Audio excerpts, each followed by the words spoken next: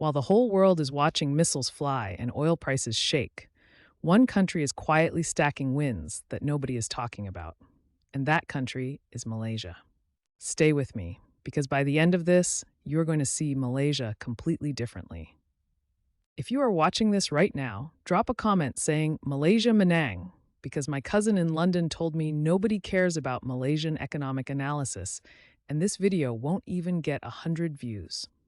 Let's prove him wrong together. Assalamu alaikum and welcome back. Let us get into it. Here's the thing most people miss when a major conflict breaks out. Everyone focuses on who is losing, the casualties, the destruction, the economy's bleeding out. But the smartest analysts are always asking a different question. Who is quietly positioned to win?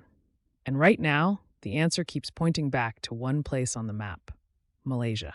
Let me open a loop here that I will close later in this video. There is one specific sector in Malaysia that most Malaysians themselves are sleeping on, one that is about to see numbers it has never seen before. I will get to that.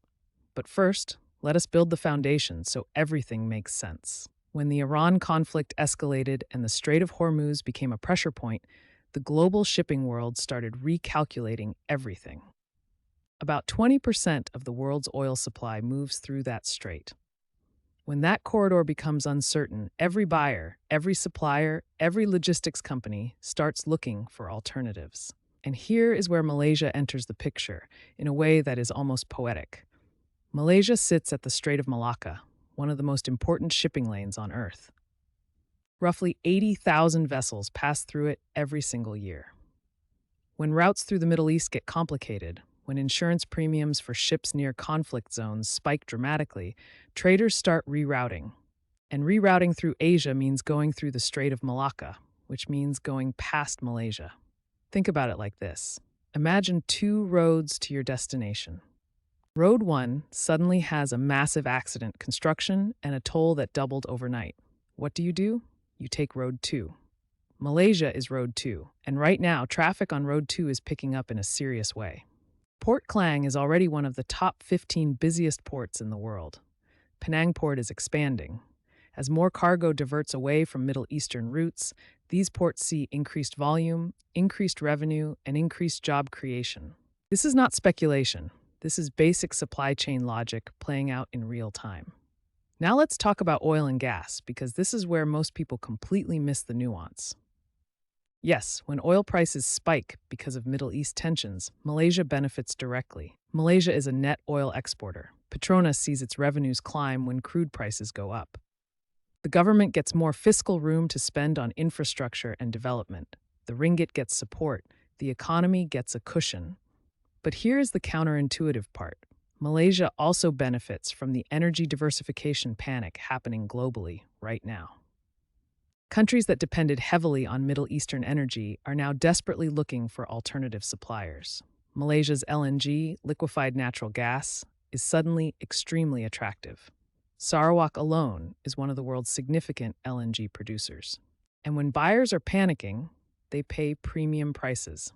Malaysia is sitting on a product the world suddenly needs more urgently than before. Now let us close that loop I opened earlier. The sector most Malaysians are sleeping on is data centers and technology. Stay with me, because this connects directly to the conflict.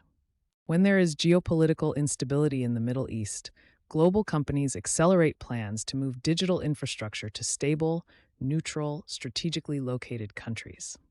Malaysia has been quietly positioning itself as Southeast Asia's data center hub for years. Google, Microsoft, and Oracle have all made major investment commitments here, totaling tens of billions of ringgit. But here's what the conflict does. It accelerates that migration. Companies planning to build in 5 years are now planning in 2, because stability is suddenly the most valuable real estate on Earth.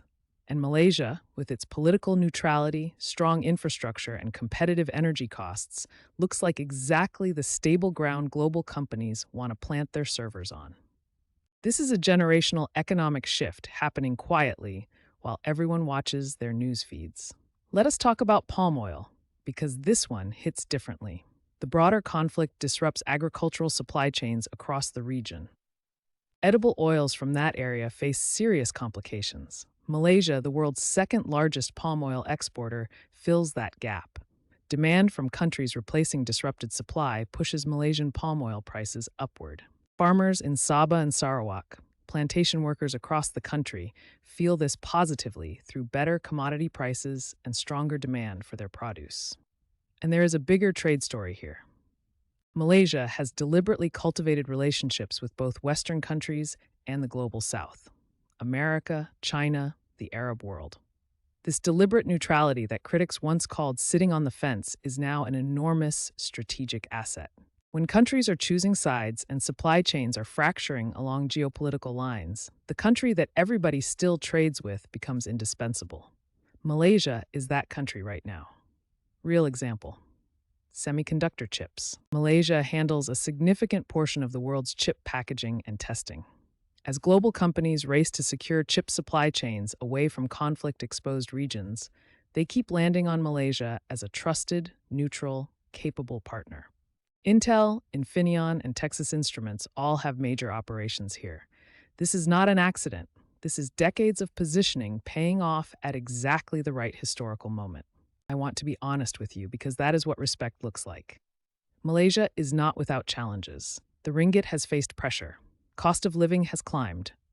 This video is not saying Malaysia has zero problems.